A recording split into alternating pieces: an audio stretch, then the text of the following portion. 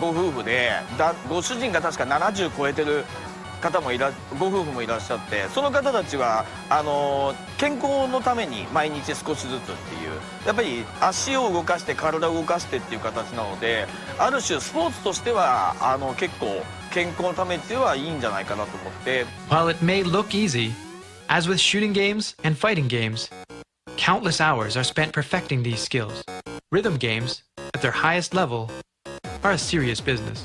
In terms of the easiest settings, you may have 50 steps, maybe even less than that on the easier songs, because it's basically one step every few beats, or so to speak. I mean, even somebody who's not familiar with the game can keep up. Oh, look, there's a single arrow. I wonder what's happening then. Oh, I get it now.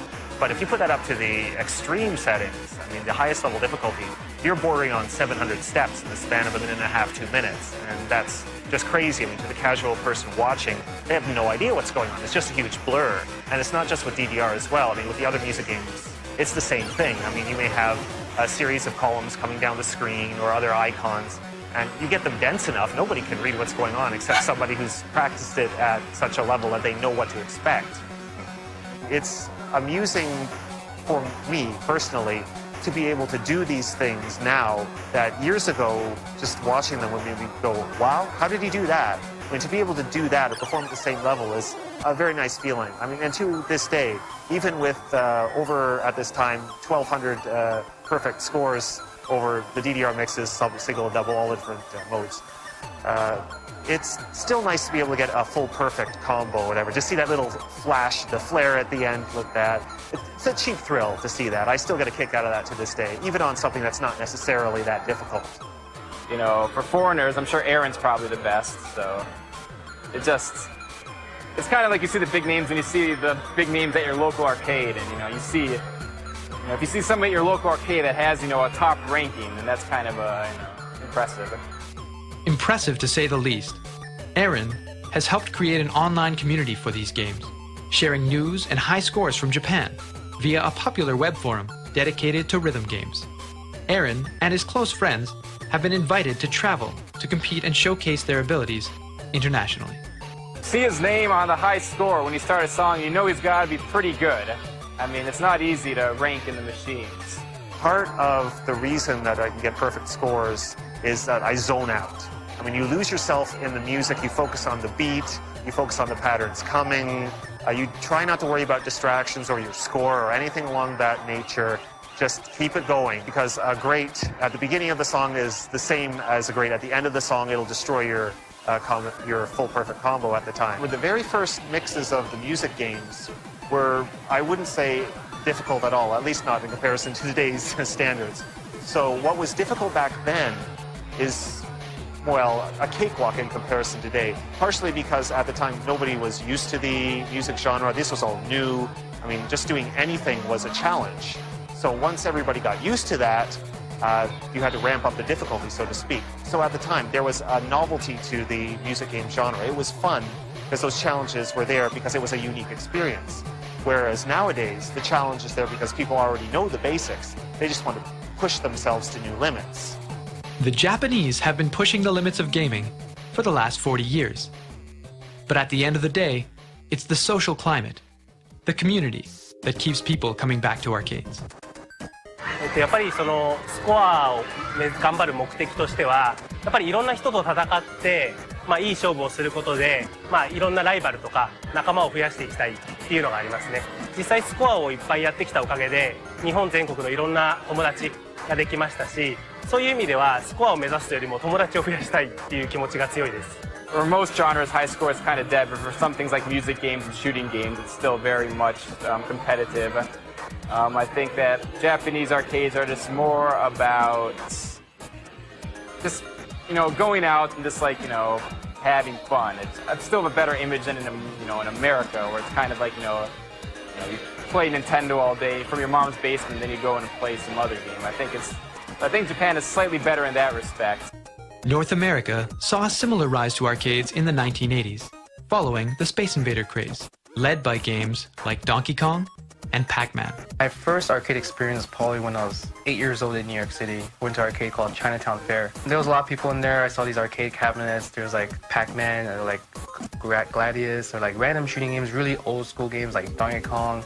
None of the newest technology games, but mainly just like the Mortal Kombat phase, Street Fighter phase, Killer Instincts, basically like the Super Nintendo / Genesis generation. So I always went back to arcade like almost every day, just playing like all these different types of games. Like could be like action, platformer, or like a random fighting game, or even like a driving game. So I played all those type of games at my local arcade. Arcade culture is a staple for many childhood memories for adults in North America. This influence has created a burgeoning field of rising professional gamers who grew up in these establishments and are working to bring them back to life. I mean, I've been gaming since a very, very early age, like literally since before I can remember, I've been playing games. My first video game experience was versus Super Mario Brothers, which is the arcade version of, what eventually became the home console version of Super Mario Brothers. I was a 1-year-old when I played that arcade game, and my parents would stack up milk cartons at the convenience store where the arcade machine was. Lived in a very small town at this time, so the convenience store was like, where the new arcade games were at. These experiences represent a growing population of gamers eager to relive their childhood memories. Oh, arcades. When I first started going, probably like 5. And I used to have to get on little short stepping ladders to reach the top of the joysticks and stuff like that. And I've been hooked with arcades ever since. But I was playing pretty much every game, whatever they had, whatever I could reach, however much money I had left on me, how many quarters I had, that's just what I played with. My parents would drop me off, I would walk in, and the arcade that was local to my house, called Pirates Cove in Monterey Park, had like a dozen Street Fighter 2 machines. So you would walk in and you would just see everybody playing. And I was just a kid, so I wasn't any good. But, I was old enough to understand, hey, this is pretty cool. And so I guess that's just something that's kind of stuck with me through the years, just because it's always been there and it's always been fun. While we all think back on our first arcade experiences with fond memories, the reality was that in North America, the reputation of arcades was far from pristine. I think the first word that comes to mind is dark. Quite dark, just lit up by all the different monitors, different electronic sounds. As a kid, it was very, very appealing to go to somewhere like that where all the adults were playing something that you wouldn't have a chance to play at home. And I think it was at a time when arcades were kind of negatively looked upon. It's like a place where delinquents or those kind of go there. Obviously, it's tough when you're 12 versus people who are in their 20s who have more money and go play wherever they want to. In the West, if you want to go to an arcade and you're under 18, or under 16, you probably need your mom or your dad to drive you to the arcade. And then you're going to have your mom and dad drive you back home. So it's a terrible place to go for a date. This negative image, alongside a lack of accessibility, led to a swift decline in popularity. By the late 90s, arcades had become scarce. I guess one of the things living in Japan that if you like video games, you notice very quickly is that they still have arcades. And growing up in Texas, I went to my local arcade a lot. But by the time that I was a teenager and was going to college, those arcades started to disappear. So I think that kind of nostalgia, that feeling that that this is something I used to do, when I was a kid, and it doesn't exist anymore, but it still exists in Japan. And you can, walk down the street and you can find a great arcade and play a bunch of games. While it remains difficult to find an arcade in North America, in Japan, they're hard to ignore. Gaming is part of their everyday life. It's part of their culture.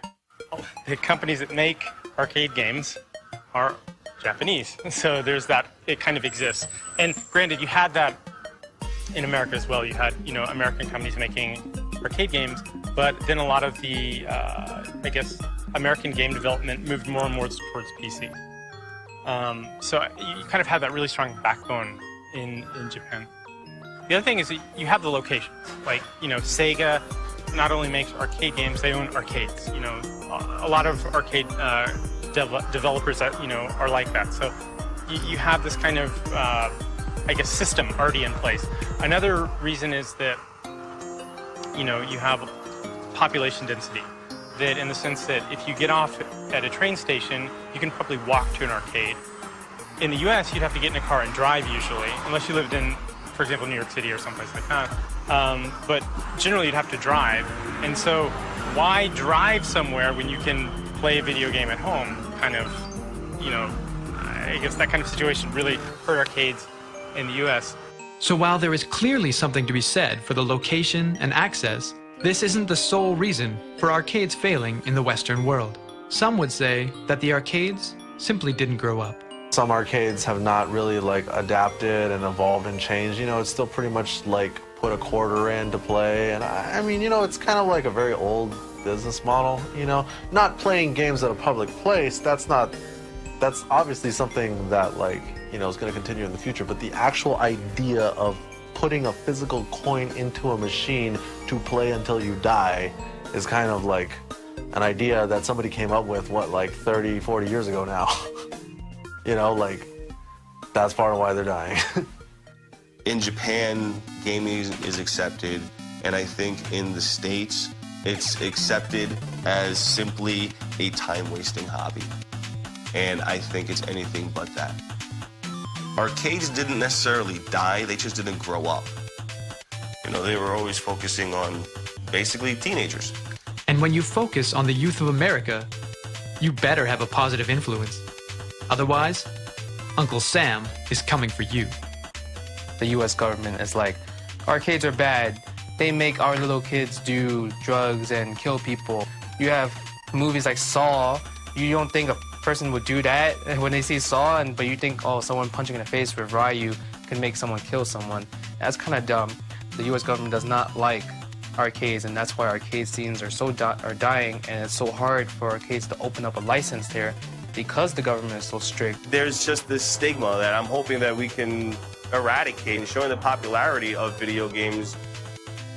So while Americans fight strict regulations and societal pressure, in Japan, game companies flourish with free rein to innovate and design meaningful games for all audiences.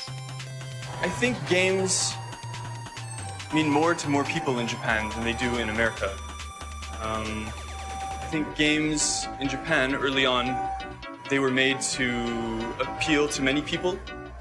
For example, Pac-Man designer Toru Iwatani, he intentionally made Pac-Man not a game about shooting aliens or not a game about playing tennis, more about just this kind of wacky, cool, stylized character who goes around eating things, which I think I've heard that he made that specifically to appeal to more to women, actually.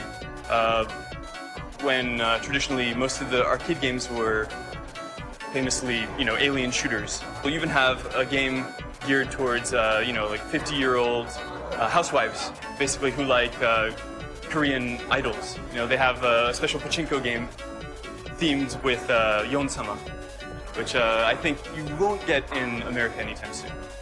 Instead, American arcades were forced to shift gears, becoming quote-unquote family-friendly locations in an attempt to reach a larger audience. In the 80s, it was that stigma of the arcades being a negative place to go to that arcade owners changed their whole perspective. Like, well, we don't want to be thought of like as D&D was back in the early 80s as some kind of negative influence on kids. We want a happy family type of place. So you have like the Dave & Buster's who catered to adults. You have a family fun center to cater to the whole family. Or like the golf lands in California. I think it was just to bring in more people and to say, like, well, the video games, they're not bad. These are places where everyone can enjoy them. And then that's really, we saw that shift to that kind of model. I would say the arcade is not relevant, really, to the family of today in America. Like, we had these grimy arcades, and then, you know, Chuck E. Cheese started taking over, or, you know, sort of eating up these smaller mom-and-pop places. And, you know, some of the experience is lost in those kind of places, in my humble opinion. The layout and design of arcades in Japan is another potential reason for their continued success. Multiple floors divide up game types, ensuring the best experience possible for a wide array of players. When I first walk into an arcade, I usually will not see the music games there per se. I'll usually see the UFO catchers first before I see anything. And then around there, I'll see fighting and racing games off to the side, the horse race simulators, the mahjong games, and all the other bizarre ones off to a side, along with the bingo machines and the metal games, all of those. Music games tend to be in a corner or in some, I wouldn't say isolated, but some set back place of the arcade. Not because the staff necessarily wants to hide them, but because they are very loud, let's be honest. They're blaring music at you. And it can be distracting to other players, especially when you have a number of these machines blaring out in the arcades. ゲームセンターの環境は結構BGM もお店の BGM もなってますし、いろんなゲームがあるので、これの騒音問題っていうのはずっと最初からありましたね。でもその中でどうやって工夫していくかというと、やっぱりこうスピーカーの位置を耳の近くに置いたりとか、もしくは指向性スピーカーをこう置いて自分にしか聞こえないようなシステムを作ったりとかですね。あとはゲームのセンターの中で埋もれないためには逆にあまり音を出さないっていうのが大事なんですね。全部が出てると何を聞かせたいのかわからない。なので出すところは出して出さないところは出さない、そこら辺のメリハリをつけることが、ユーザーに一番伝えられる方法かなと思ってますね。With nothing left to chance, it is apparent that the design of these arcades are thought out to the very last detail. Ultimately, it is about creating a space that caters to their clientele. もうサービスしたくてたまらない。でゲームセンターでそこら辺にあるでしょ。もうとにかくあんた今寂しくないか、なんか楽しいことないかってしたくてたまらないのね。で多分そこら辺のサービス大好き文化っていうのがこのちっちゃなゲームセンターをいまだに根付かせていてやるんじゃないかとちょっと思います。やっぱりね、アメリカ例えば行ってゲームセンター行くとね、なんか大抵店長がこんな面してんのね。もう遊んでみたいな。でも日本はね、給料変わんないのに面白いとか言ってね、お金出ないのにね、なんかそういった人を面白がらせてなんかちょっと喜ぶような文化があるのかなとかちょっと思ったり。 The staff are so orderly and it's almost like you're in a casino. They have like proper attire, you know, like a suit tie or a waistcoat and stuff. They look really smart and they're very attentive and they're actually really good at the games. They're not just people walking around cleaning machines. These guys are really top players. Like they can do all the really good combos and stuff like that. I never forget a time when I was there for Virtual Fighter in 1998. And one of the buttons went out on Virtual Fighter, so I asked the guy if he could repair it. And this guy sits down, repairs the button, puts a credit in, and proceeds to like completely batter the opponent by doing all these really stylish combos. And he gets up and he's like, yeah, the button's working now. Just when I saw that, I was really impressed with how they actually make effort to employ people genuinely interested in games, and it's not just someone trying to make a quick buck doing any job. And I like that. 働いてる時はすごく楽しくて、もうゲームを見ながら仕事ができるので楽しくて、でそのゲーム好きなお客さんが来るわけなんで、そのお客さんともやっぱり話が合うんで、だからすごくやりがいのある楽しい仕事でした。 Much like casinos, Japan's arcades are designed to draw you in and keep you entertained. The hardest part is attracting the mass foot traffic into your establishment. Fortunately, Japan's arcades are built around that very goal. 入り口の近くは UFO キャッチャー、それが一番お客さんがいっぱいいるから UFO キャッチャーは入り口のそばにいっぱいあって、あと音ゲー、ビートマニアとか太鼓の達人とか、そういうゲームセンターにあまり来ない人たちでも楽しめるようなゲームは入り口のそばに置いてありますね。それで地下は、大型のゲーム、競馬ゲームだったりサッカーゲームだったり、地下にあることが多いです。で上に上がっていくにつれてメダルゲームだったりで、大体最上階がビデオゲームです。だから多分ゲームが好きな人ほど上の階に行くっていう感じです。あまりゲームを普段しない人たちは1階、ゲームが好きな人につれてどんどん上に行くっていうのがゲームセンターの作りになってます。 Even in Japan, we see a shift in business models, with places like Round 1 becoming major players in the arcade industry. Instead of a traditional arcade, at Round 1, you pay by the hour. And you also have access to activities like billiards, bowling, volleyball courts, or batting cages. Round 1, for example, is open until 5 a.m. It's accessible by walking or by train. They have alcohol there. They have food there. You don't really have to leave anytime soon. So I think For me, why Round 1 can exist is because it's so accessible. I'll go to an arcade because it's in downtown area, so you go drinking, and then after that you go to Round 1 to sing karaoke, and then you just play some arcade games or something. Or for example, you go watch a movie, and then they have this giant amusement center right next to the movie theater, so you can go, spend a good productive 2 hours, playing whatever you want.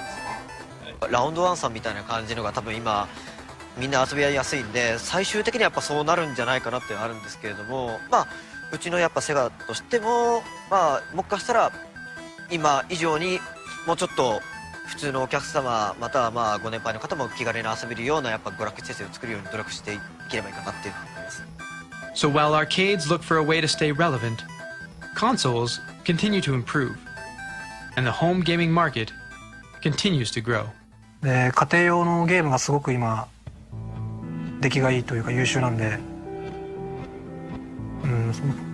ゲームセンターがこれから増えたり流行ったりするのはすごく大変な時代だろうなと思いますけど。だからやっぱり皆さんおっしゃってますけども Wii が出てからゲーセンって意味なくなったよねってその通りだと思います。みんな例えば友達集まったら Wii でボーリングとかやってるからね。だから一番最初の意味でのゲームセンターっていうのはちょっともう単純に負けてると思います。でも今ゲーセン行かれたら分かると思うんですけども、ほとんど1階のプリクラと2階のカードゲームで回ってるんですね。Wii が来た時に実はこれでアーケードが終わりだなって商売的には思ったんですけども、内容的にはあんまりでも実際もうそれとは違うところにゲームセンターもなってしまってるしっていうのが大きいと思います。 It's fair to say that Japan's arcades rely on things like crane games and purikura to carry their business year to year. This maintains profitability while waiting for the next big game to arrive. It's the small retro arcades that struggle to maintain a large enough customer base with the influx of consoles. 正直ここのエビセンさんみたいなそういう個人経営でビデオゲーム中心っていうところはちょっと厳しい状況かなというのが正直なところですね。それはよく言われることですけど、家庭用ゲームの性能が上がってきて、もう昔は逆だったんですけど、アーケードじゃなきゃできないゲームっていうのがいっぱいあったけど、今ではもうむしろ家庭用ゲームの方が性能がいいからもうゲームセンターに行く理由がないとか、そういうところもありますし、あとは麻雀ファイトクラブとかそういう人気のある大型のゲームっていうのはやっぱりちょっと値段が高くて、そういう個人のところが入れるにはちょっと厳しいと。他の国に比べればゲームセンターの数は多いけど、でも10年前に比べるとやっぱりすごい数が減ってますね。でやっぱり UFO キャッチャーとか音ゲームとかそういうのばっかりになっちゃうんじゃないかなと。何かゲームセンターでしかできないような工夫がないと格闘ゲームとかそういうゲームはなくなっちゃうんじゃないかなと思いますね。今後どうなるかっていうと全く予測ができない。やっぱりコンソールのゲームがすごい充実してくるとコンソールにないものをやっぱしみんな求めてアーケードに来るので、一つはコミュニケーションなんだろうけどもやっぱし新技術新しいものを求めてくると思うんで、新しい技術だからね想像はつかない。もしそういうものが出たらまたアーケードに人がたくさん来るだろうし、そういうものがなかったらちょっとずつ人は減っていくんじゃないかなと思う。 While the future is uncertain, there remains a unique appeal to arcades that is hard to argue. There's something to be said about walking into a game center, sitting down at a cabinet, knowing on the other side there's a real person, and that takes a certain degree of, bravery, because you might get your ass handed to you. You may destroy the other person. It's that kind of uncertainty. And, if you're playing online, you start getting your butt kicked, you can just rage quit, turn off the machine. You can't do that in an arcade. 今のゲームセンター正直やっぱ厳しいっていうのはあるんですけれども、ただ厳しいからって言ってそこで諦めるんじゃなくて、じゃあお客さんを取り込むまたは顧客を作るためにはどうやったらいいかっていう風でやっぱ毎日考えながらやっぱやってますね。 It doesn't have to just be 400 machines all stuck together and a bunch of people crammed in one area. Open it up. Just make it more accessible to not just the hardcore gamer, but the general community as a whole. Japan already has that. They have that in their culture. My name is Christopher Laporte. I am a Las Vegas local for about 6 years now. We are opening up the Insert Coins Video Lounge Game Bar. I basically spent about a year trying to get the capital to make this happen. And everyone I talked to thought I was basically out of my mind. I said I wanted to open up a bar with video games in it and arcade cabinets, and people looked at me, why would you do that? You know, games are for kids. The fear was arcades died. So why would you try to resuscitate that business model? The arcade business model isn't perfect.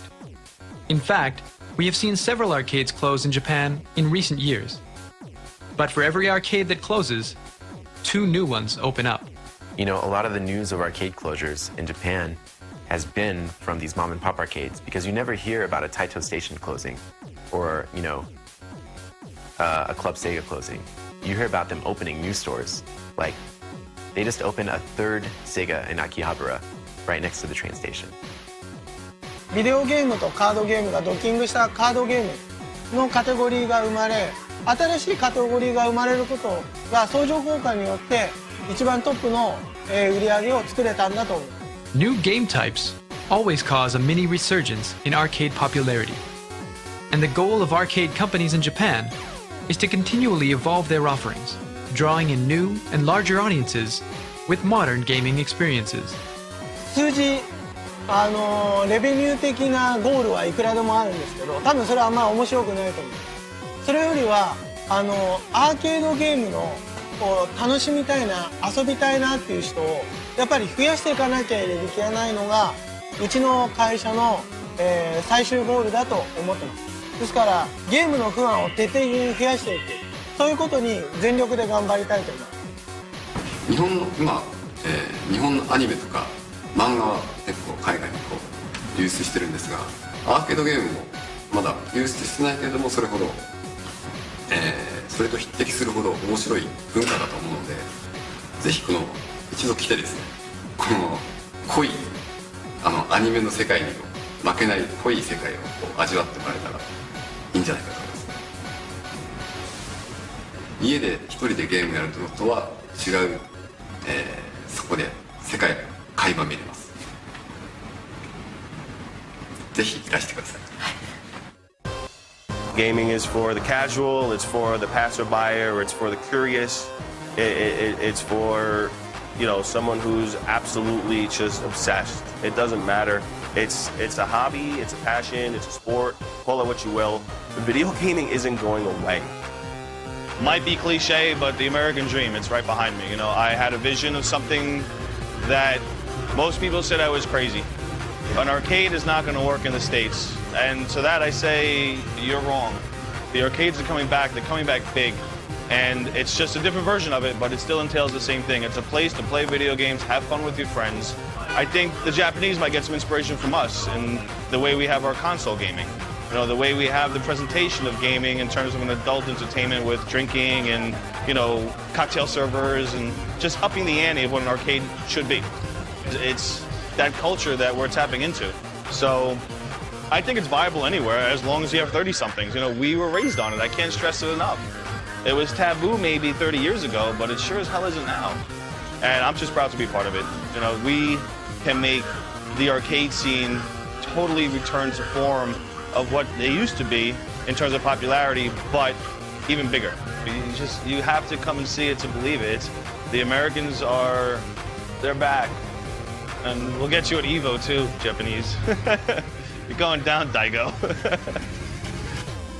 So we are at Evo 2011, the World Finals, and it's just an amazing gathering of players from, I believe the count is 46 countries here this year. Obviously players from everywhere in North America, all over Asia, Europe, South America. Really the world's fighting elite and their fans and their competitors, the next generation of fighting elite, are all here in this room. We started about 14 years ago in an arcade with 64 people. And we ran a Super Street Fighter 2 tournament, and it just snowballed over the years and bigger, and when Street Fighter 4 hit, thousands of people, and then now it's just out of control. So we took Togeki and what they did with arcades, we merged it with our stuff with console, and now we got a huge event, and I think we got the best of both worlds. イボがやっぱり一番それに向けて練習もするし、一番勝ちたい大会だし、一番盛り上がるし、楽しい、好きな大会ですね。I think the secret's out. Evo is like the place to be every year. It's a world championship, so they want to be the world champion. They're going to keep sending more and more players to take out our players, so it's pretty scary, like when our U.S. players can't even compete anymore. Yeah, we've seen a massive Japanese presence here. We have a great connection with all the international players, really respect what they do.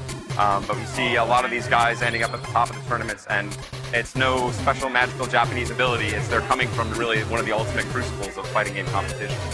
For a 1,600-man tournament, if you come with like, you know, maybe, I think there were like 12 or something, to have from 12 guys, you know, a third of you make it all the way, that's pretty impressive. It shows more, I guess, international rivalry, because obviously if you come to America, the Americans probably want to beat the Japanese players mainly, so we're doing pretty good here and there, but the Japanese presence is definitely overwhelming this year.